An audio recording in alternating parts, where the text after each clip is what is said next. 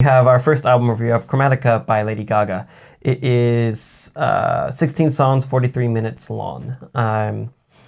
It's interesting. I actually quite enjoyed it. Yes. The opening track, Chromatica one. Or would you? I have a confession to make. I'm a huge Lady Gaga I know he fanboy, likes it. I know essentially, I know you definitely and like her have been music. since middle school, which is a time for everyone. So I would just start by saying Lady Gaga's history has been a lot. She was kind of like the avant-garde artist in the beginning.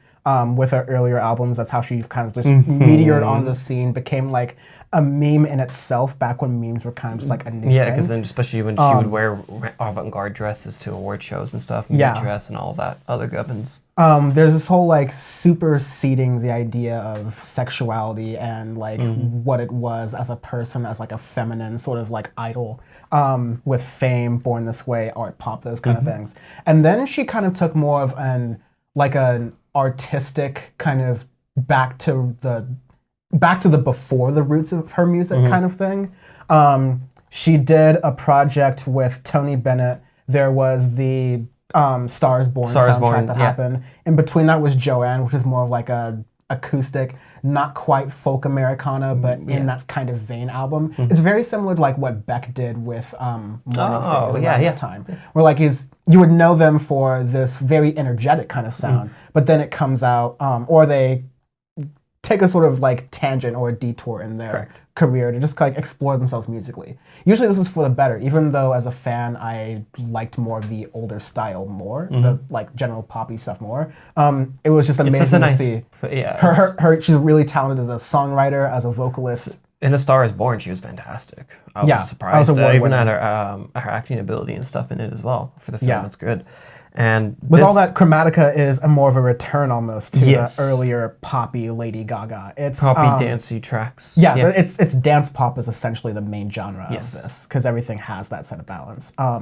With that kind of explanation going in, you were talking about the first song, Chromatica 1. So it's this album is broken up into 3 parts, where it has little interludes in between each one, and it sets off for a theme of it. So first one, Chromatica 1's this lovely little interlude instrumentals, little orchestral style. Then you have Alice, which is that style of electronic pop and pop dance, and it's fun. It's about getting literally lost, like Alice in Wonderland, getting lost into whatever it is.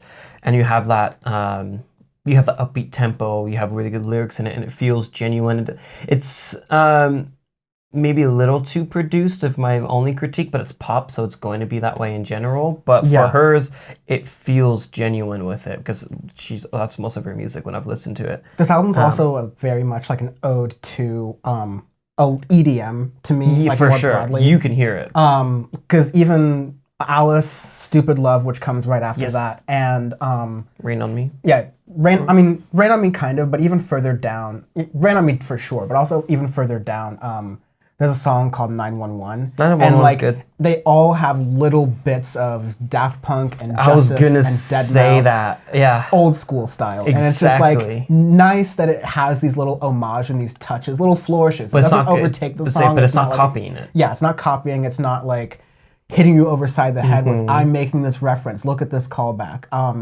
But in return, it's very pop. It's very whittled down to its basicness without too much frill or fluff to make it too adventurous, because ultimately it's a pop record for a very, very popular pop artist. So it has to, at the same time, appeal to a lot of people, which is it's an art within itself. Because there's one where I can't think of the song. It might have been 911, or Rain on Me, where it had the same kind of style of chord memory from Daft Punk, which is a B-side track, and if you're really into them, you know what that song is.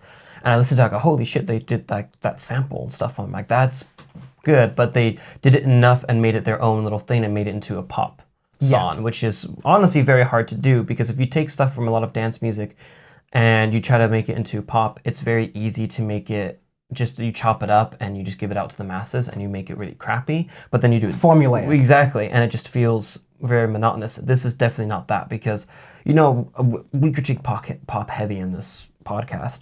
This is one of my favorite pop albums I've listened to in a long time, because of the little sections it goes off of. Chromatic 1 is more of that kind of garage house music inspired stuff, like not house, but more of the beats and stuff into it. Even the song with Ariana Grande fits perfectly into that song. Oh, it's a fucking beautiful song, really. You know, my beef with Ariana Grande, I'm not allowed to speak about it, but anyways, I don't really like her stuff per se, but for this song, fits amazingly well with it. Free Woman is awesome, as I've talked about empowerment with it, empowerment of being a woman, especially a woman in music. Fun Tonight is just literally that song title is fun. Chromatic 2 goes now into more of like a darker style, so more of tuned to like your Dead Mouses of the world, and into more of it's deep house. Yeah, it's deep house, which exactly. is actually what I love about it. It's stripped down from the first half, but it still goes along with Chromatic 1, which is very hard to do. Which is my biggest thing with this album that I love. Sour Candy is, I love that shit. I love that song a lot. Because it's talking about literally like you bite into a piece of candy, and because I'm hard on the outside, but I'm different on the inside. So you need to look at me from in that perspective. And it's amazing with that. And Blackpink, the feature on it, it's awesome. It's a track where I just want to dance and groove to it, but it has a deeper meaning within that if you look into the lyrics, if you look into it. And the Chromatic 3 just slows down the album at the end, but it still goes along with it. Sign from Above is like a super amazing track. It just have two really good vocalists that contrast each other. Yeah, even though I hate Elton John, but I'll give it a pass because I actually like it. It's a little pop heavy towards the end of the track for me, but it's okay. But the end of the track also does an homage to drum and bass, which is like, it's a pop album. A lot of pop albums do that, especially when they do some kind of like EDM, like charcuterie board of EDM like tropes and ideas. But it's still really nice to see in a song that goes together really well. I think it's a proper good performance.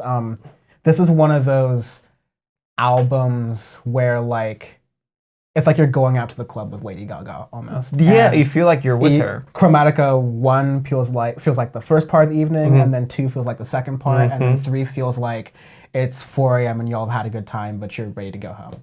You know, back in the before time.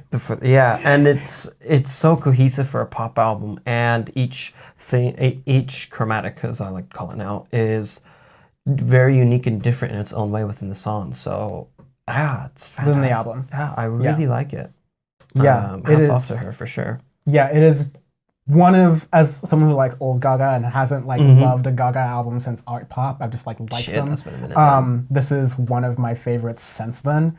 I think Born This Way or Fame Monster might still be my favorite Gaga album, but again, this was Dan in middle school. This was a time, so some of these things are not going to change. Arbitrary Scale this week is Looted Stores. Because, the times. For reasons. This is a looted Circuit City. Circuit City does not exist anymore, but Circuit City was a really great store because their music selection was that's where I bought my first ever albums, Discovery, and I forget what my second one was, to get it on my Walkman. Those are the first. I went to Circuit City. Yeah, forgot about that. Just what I needed. That's rough. What would this be? This is a looted CVS because, you can get whatever you want at a CVS. It's random, but there's only like one employee, so you're good. Convenient. Convenience, but that neighborhood feeling. Exactly. So of the one employee who's there because they're short shifted and they like have to clean and wipe the toilets while like restocking the store while being at the That's register. how CVS works.